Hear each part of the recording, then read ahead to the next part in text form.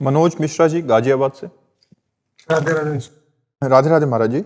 महाराज जी, यदि हम सभी मनुष्यों के जीवन का ध्येय प्रभु की भक्ति और प्रभु के दर्शन ही है, तो फिर उनसे मिलने का मार्ग इतना दुरूह क्यों है?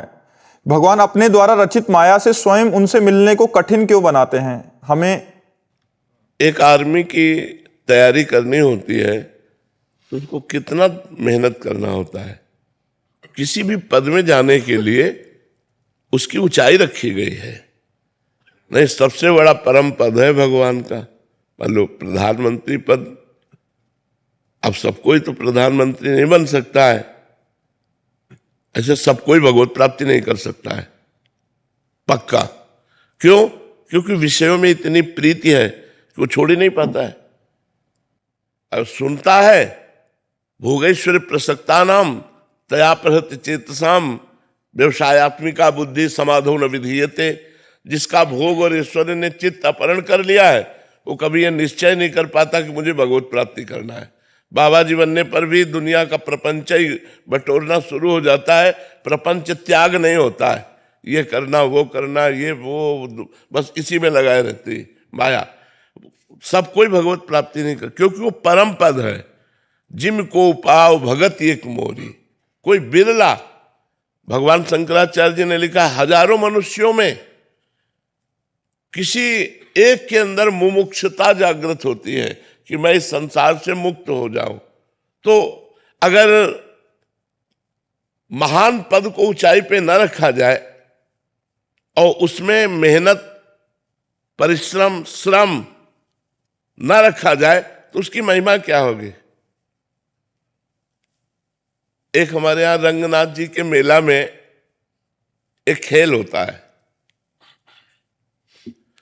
एक लगभग 20-25 हाथ लंबा खंभा गाड़ा जाता है और उसके ऊपर लाखों की सामग्री टांगी जाती है और मनुष्य शरीर के ऊपर ही चढ़ करके वहां जाना होता है और दोनों तरफ सीढ़ियों से घी और दही की धार डाली जाती है मनुष्य शरीर के ऊपर।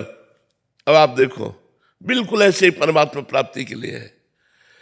ऊंचाई पर जो लक्ष्य है उसमें लाखों की सामग्री है, उसमें स्वर्ण भी होता है, उसमें मेवा भी होती है, उसमें रुपया भी होता है, बहुत चीजें होती है, लाखों की सामग्री होती है। 1 लाख नहीं, लाखों की सामग्री होती है।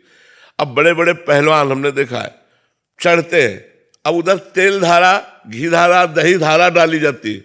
अरे यार, जब देना ही है तो इतना विघ्न क्यों डाल रहे हो? अब मनुष्य शरीर में केवल लंगोट पहने, कोई कपड़ा नहीं।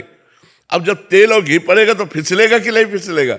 वो 10वें बार फिसल के आते हैं चढ़ते चढ़ते, और वो बराबर जैसे जैसे वो चढ़ते जाते हैं वैसे वैसे तेल घी डालते जाते हैं। अब जब उनमें से 10 बार 11 बार गिरे और जब चढ़ के जाते हैं तो पूरी समाज तालियां बजाती है और वो उठा करके अपना लक्ष्य चूमते। आया आनंद कि नहीं आया आनंद? अगर ऐसे ही किसी को दे दे तो क्या आनंद आया? वो आनंद आया जब इतना श्रम किया, तब उस लक्ष्य को समझ पाए कि हाँ भाई ऐसे। तो भगवत प्राप्ति में बिल्कुल यही क्रिया है। एक माया का बरसात कर देते हैं भगवान। चढ़ो, फिसलना नहीं है, फिसलना नहीं, चढ़ो, इस ऊर्ध्वगामी हो। भगवान ऊर्ध्व है, ऊर्ध्वमूलम मधाशाखा मस्वत्तम प्राहुरभ्यम। तो ऊर्ध्व की तरफ, विषय अधा है, विषय अधा पतन है, वो ऐसे है और भगवान का ऐसे है। और जब ऐसे चढ़ना शुरू करते हैं तो भगवान भोगों की बारिश कर देते हैं, फिसलन की। कंचन में फिसल जा, कामिनी में फिसल जा, इसमें फिसल जा, उसमें। अब फिसलता भी है साधक, फिर तैयार हुआ, फिर चढ़ता है, तो कई कई जन्म लग जाते हैं भगवत प्राप्ति में। जैसे किसी को अभी भगवत प्राप्ति हो गई, जन्म लेते ही 2-4 वर्ष साधना की, तो आज से नहीं लगा, वो कई जन्मों से वो लगा हुआ है, तब वो जाकर भगवत प्राप्ति होती है। तो इसीलिए दुर्लभता में आनंद की सुलभता में तो भगवान ने माया का घूंघट काट लिया है। सबके बीच में सर्वत्र है, लेकिन माया का आवरण डाल लिया। अब इसीलिए भगवान की तरफ या तो कोई चल ही नहीं पाता, और कोई चलता है तो बड़ी कठिनता रख दी गई, और जो पार कर गया तो जयति जयति जगोच्चर सतरति सतरति सा लोकान तारयति, वो स्वयं तर जाता है, स्वयं तर जाता है, लोक के लोक को पावन कर सकता है, तभी जगत बंदनी वो महात्मा हो जाता है। संगस्त दुर्लभ हो, उसका दर्शन, उसका संग, उसका स्पर्श दुर्लभ बताया गया है जो भगवत प्राप्त महात्मा है। तो भगवत प्राप्ति इसीलिए ऐसे गोल पे रखी गई इतनी कठिनता पे रखी गई है कि अगर आप पार कर लो तो फिर वो प्राप्त हो जाएगी। कठिनता है। अच्छा, कठिनता क्या है? हमारी कमजोरी।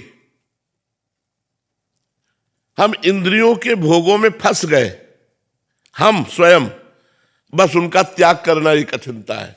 अगर इंद्रियों के भोगों को त्याग कर दो तो परमात्मा आपके हृदय में है, बिना किसी साधन के स्फुरित होने लगे।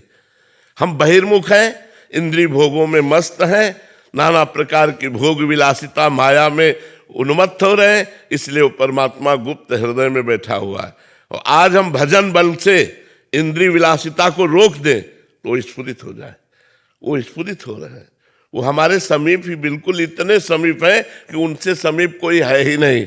और सही पूछो तो समीपता भी दर्पण की भांति वर्णन है कि हाँ, दर्पण की भांति वर्णन है कि दर्पण है बीच में तो प्रतिबिंब दिखाई दे रहा, दो लग रहे, दर्पण खींच दो तो एक ही बचा। ऐसे ही ये जो अंतःकरण रूपी दर्पण है, ये शांत हो जाए तो एक ही बचा। ब्रह्मविद ब्रह्म भवति, ब्रह्मविद ब्रह्म जानत तुम्हें तुम्हें हो जाए। इसीलिए भाई कठिनता पे रखा गया है।